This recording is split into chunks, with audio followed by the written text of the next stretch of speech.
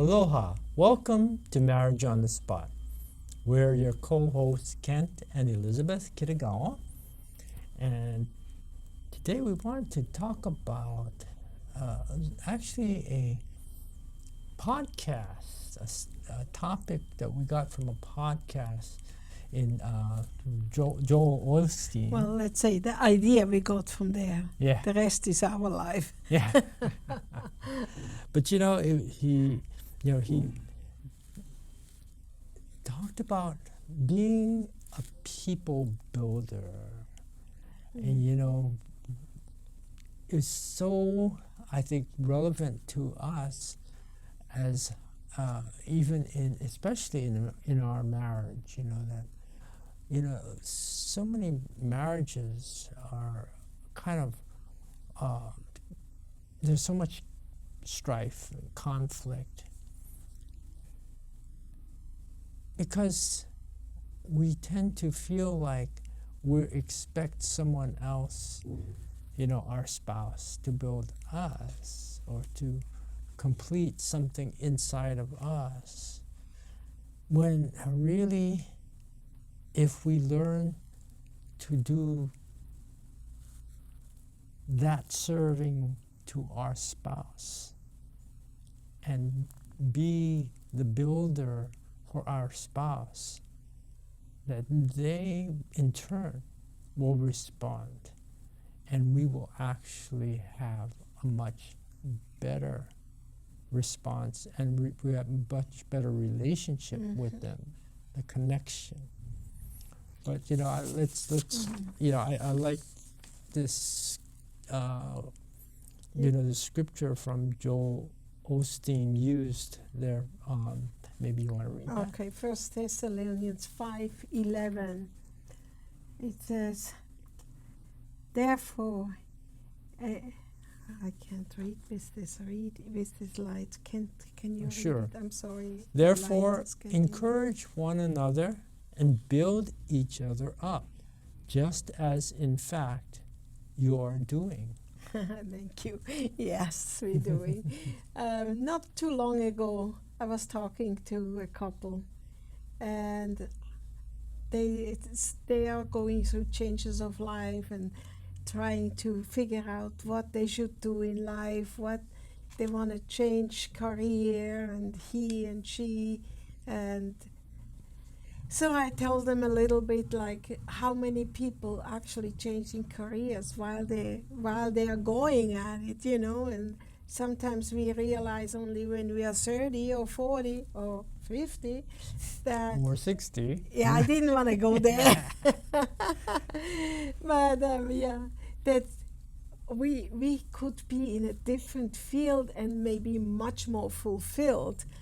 And then when Kent came home that evening, I asked him that question, which I kind of knew the answer, kind of.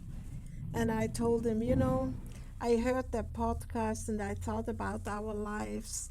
And I thought about my brother, the nickname we gave him, which doesn't seem to be very pleasing to anybody. But after a while, after 5th, 6th, 7th grade, everybody called him by that name. In English, it would be kind of almost like a joker. Yeah, joker, or more a little bit towards the idiotic side. Yeah. I speak Swiss German, so it's a different type. Yeah.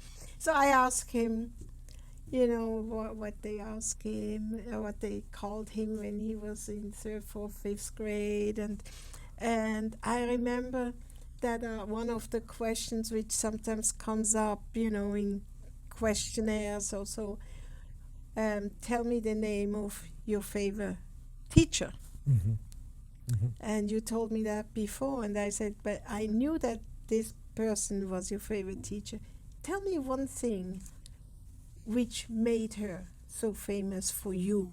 Mm-hmm. Significant. She, and I thought about that question, and she was an encourager.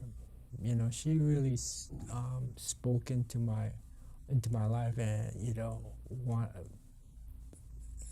really encouraged me and said that there was so much potential that she saw in me, and she's the one actually that encouraged me to go into medicine, into the medical field, you know. Oh, did And that take a detour? yeah, and I just remembered that she's the one that really, told me that I needed to take like Latin, Oh.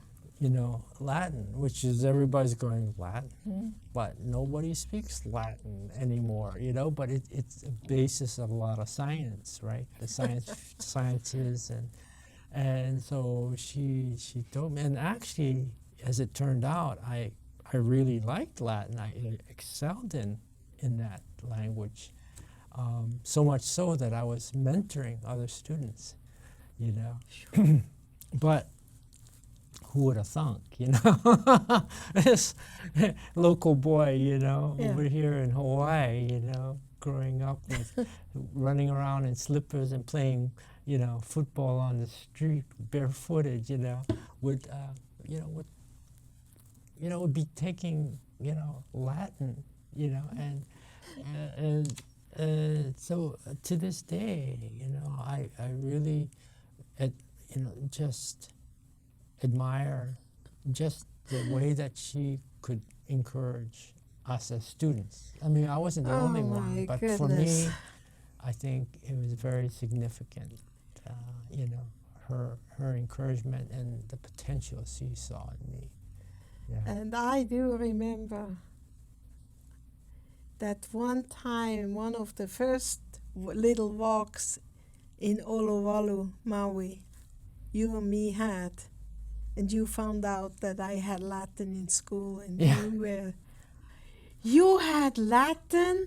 You're the only girl I know, I think that's what he was, who had Latin also. I thought, you're about the only other person I knew. Yeah, I thought, does that make such an impression? In Switzerland, if you want to study and go to university, you have to take Latin, mostly Greek and Latin. So there was not that a special thing. But so we started talking then about what we want to become one day. And you want to tell the audience what were you working at when we met? Oh, yeah. Yeah, that talk about, being a little, way, starting at, I was a groundskeeper at that time at Kapalua.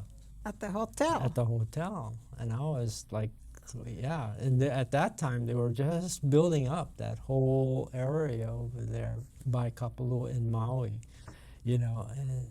and so we were doing the landscaping, Oh, joy. and yeah, oh joy, that meant I got to toss a lot of manure. Yes. And one time, chicken manure, well, to be exact. after I did all kinds of studies already, I went to college and ended up, I'll share later how I ended up in Maui. But when I first met him, I had a friend from Switzerland coming to visit me. And I said, Bernadette, you really have to meet a young guy from here who I really like. Maybe that's becoming my boyfriend one day. And so I wanted to surprise him there by the hotel and found where he was working. I said, that's the one, they're back there. And the closer we got, the more it stunk. And we found out that day he was... We were just finishing or whatever. Yeah, we're just prepping a whole hillside because we're going to plant afterwards. We were going to plant a whole bunch of what you call grass and flowers and things like that. And you used chicken manure. Chicken manure. Yes, indeed. My first experience of introducing him to a friend from Switzerland. I was covered in chicken manure. Oh my gosh, what did that make it? I was trying to talk her. Just forget that. That must have been a very special thing. I don't know what. Yeah, it was very special. Whatever. But it was not what I expected when I wanted to interview him. Yeah. But anyway, going back to where we talked once about medicine, that teacher was saying you should do medicine or whatever. I was into chemistry. I loved math and science and chemistry and all that, but I did not like language, even though I had to learn it at school, different languages and stuff. So that was not my stuff. Language and history, even worse. I thought history is past. That was past. Why learning history, which was 200 or 2,000 years old? So that was not my interest. But medicine was, so I thought maybe I would like to study medicine once. But my parents were totally not for that. They said, you know how long you're going to go to university? About 10 years till you actually a full-fledged medicine. And then you get married, you have kids, and then what? The whole 10 years are for nothing. And my aunt, she was my sweetheart. She always said, Elizabeth, I pray that you still can do medicine. I know you would be a good doctor. I know you would be good in that and stuff. Maybe I can talk to your parents about it. And she always encouraged me. And then I thought, well, I do something in between.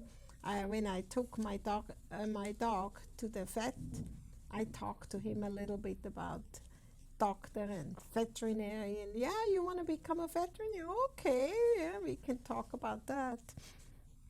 And he encouraged me until on one day we had 2 or 3 patients who came with all elderly people, and they had huge dogs. Each one had huge Doberman and German Shepherd and whatever it was, and he had to carry that on top of the table and said, well, Elizabeth, you have to remember, if you become a veterinarian, you have to be very strong physically, because many of them come with big dogs, and you have to be able to lift them up. And so I worked with him there about 2 years, 3 years, and I said, I don't know. Eventually, to make it short, I said, you know what? I'm going to learn English. I have to learn that anyway. So I'm going to go to a Bible school where they speak English, then I can learn both, can know history, the Bible, and learn English. And so I had some friends who did exactly what we're saying. Was a people builder, was saying, yes, you should go, you would be good there, you would be perfect in this college and whatever. And so finally I signed up, and through detours I got to an English speaking college in London. No, it was supposed to be in London, but there was a mail strike for 6 weeks, so my application did not come through. But then we heard they have a similar college in Brussels, Belgium.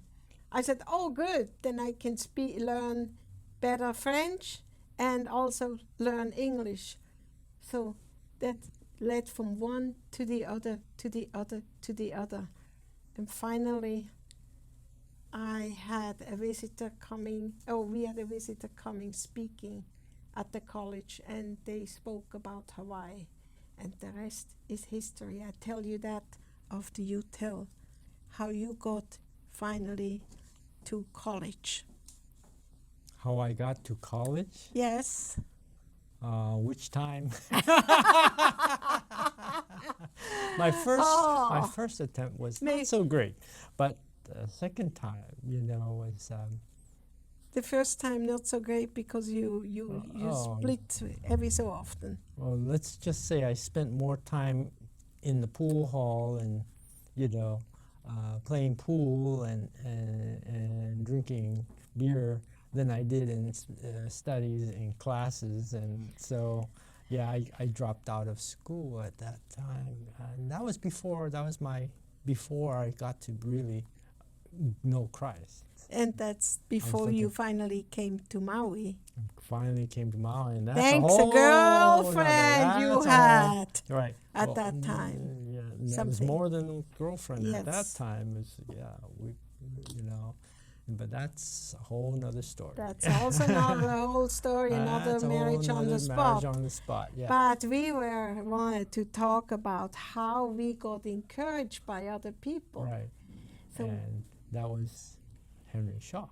Henry Shaw, one of my friends in Switzerland, the father, he spoke pretty fluent English and translated some speakers in Switzerland. One of them was David David Wilkerson. Wilkerson Mhm. from, at that time it was Teen uh, Challenge. Teen Challenge. The founder of Teen Challenge. The founder of Teen Challenge, and he encouraged me, yeah, go through that college, and then later on you can go somewhere and be a Teen Challenge, working with young people who need help, who are in need counseling and stuff like that, who need get away from drugs and make something with their lives. So I was more and more interested, and finally, like I mentioned quickly, we had a speaker from Hawaii coming to college and spoke, and they were working. They were actually the director at that time from Teen Challenge Hawaii. One was from Oahu and Hawaii all together, and their friends, another couple, came from Maui. And then in college, she said, another one said, was another people helper and encourager, and said, Elizabeth, they do exactly what I think you wanted to do, what you told me you want to do one day. You should speak to them. Well, I did.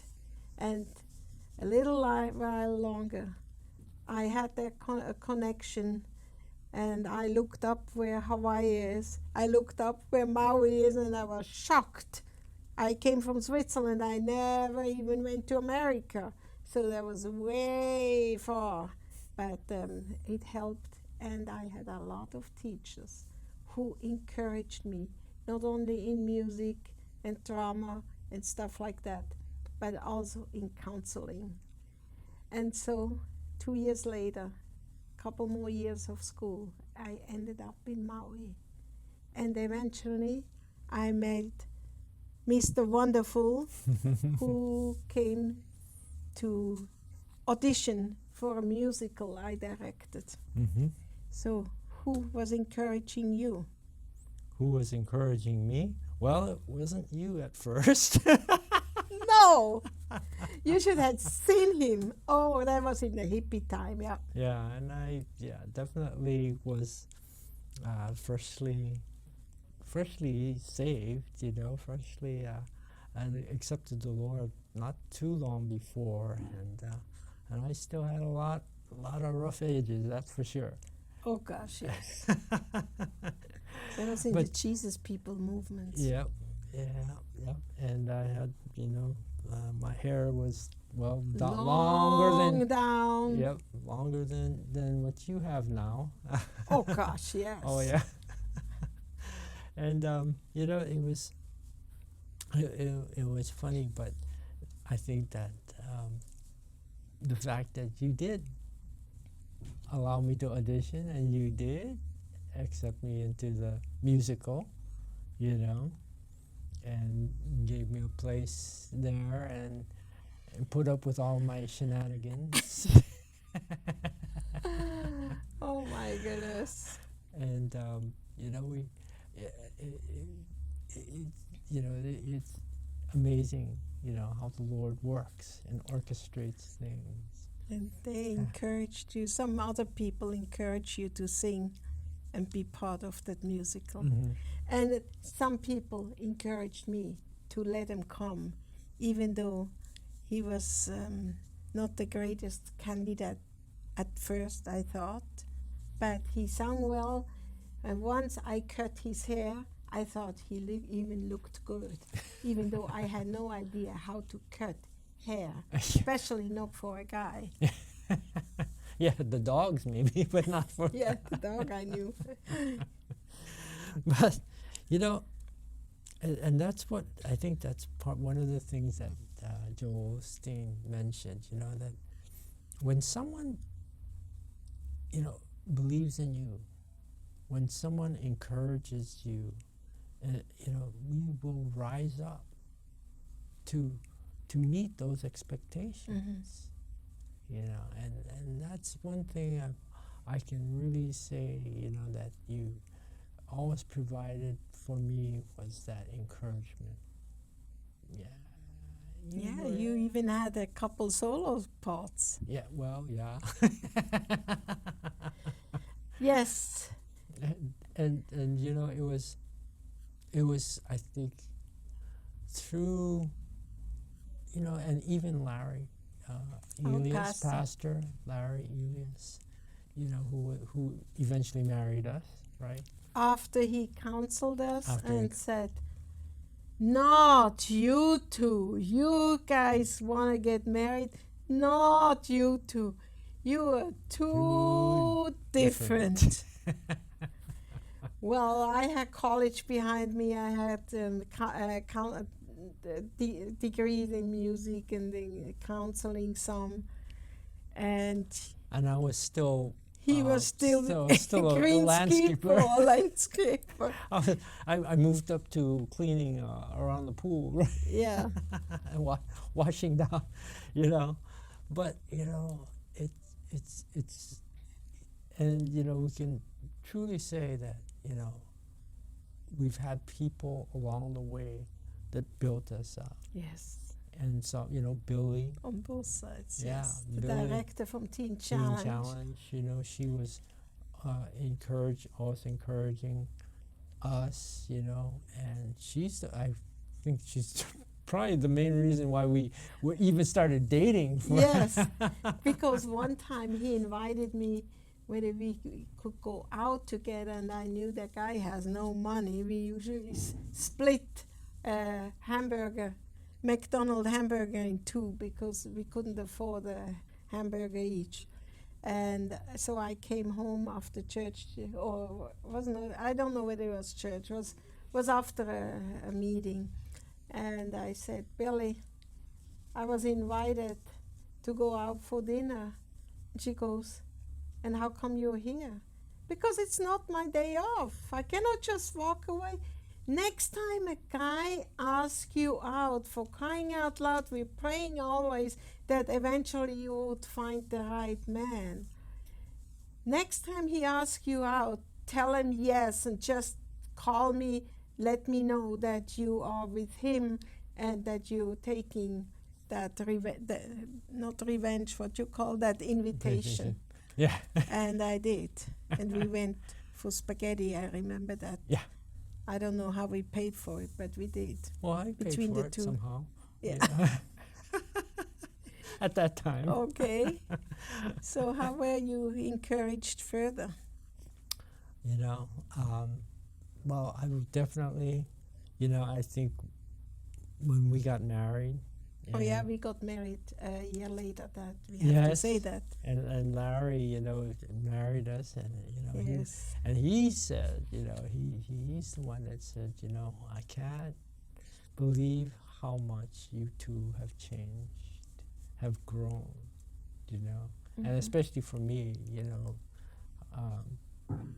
how much I had grown, and a lot of it had to do with, again, you know, just the great, I guess I would say, expectation that I saw in you. You know, and you know, you always believed in me, you always encouraged me, and then, you know, even though, you know, I had all these bills and things, goodness, yes. you know, and it came with a lot of baggage, you know. Yes, it did. But we, you know, you still took me home I to took meet him all the way to Switzerland. all the way to Switzerland to meet your parents. We sold my car, and that paid partially for wedding picture and a one-way ticket to Switzerland. And I had right away a job there so I could work, but he had to try to work himself up. Yeah. First in a I was- greenhouse and stuff. Yeah, I We was went I 2, was 3 working minutes, yeah. outside with a bunch of farmers. A bunch of Swiss farmers that didn't speak English, so that taught me right there how to speak Swiss German. Yes. And You there were know? lots of people who encouraged you Yep. to go later on to Back to school, back to school. back to college, and that was the thing. I think that Yes. was, so all along the way, the Lord placed people in our path, and to encourage us and to build us up, and to be there. And this is what Joel Osteen was talking about. We need to be people builders, right? And especially as husbands and wives, we need to be looking, actively looking for ways to build each other up. And I can truly say, this man now, after about 10 years of being married, 8 years of being married, had a bachelor's in medical technology. And then a few years later, you have a master's in public health. And then about 7, 8 years ago, he got his other master's in Professional counseling. professional counseling and mental health. And I, looking back, and I said, how the Lord put us together so far away. Finally, I had my kind of medicine in this, that I could work a teen challenge with drug addicts. It's not medicine, but it was in Therapy. psychology and Right. help. Mhm. And you now, as mental health therapist. It's just amazing. Thanks to many, many, many people who helped us looking forward to a new future. And and this is, I'm gonna have to say, I could not have done all that. We could not have survived that if you hadn't been my encouragement. Yes. I am so proud of him, and I praise God for what he did, how we started from scratch and helped each other. God bless you. Aloha, and helped someone along the way. God bless.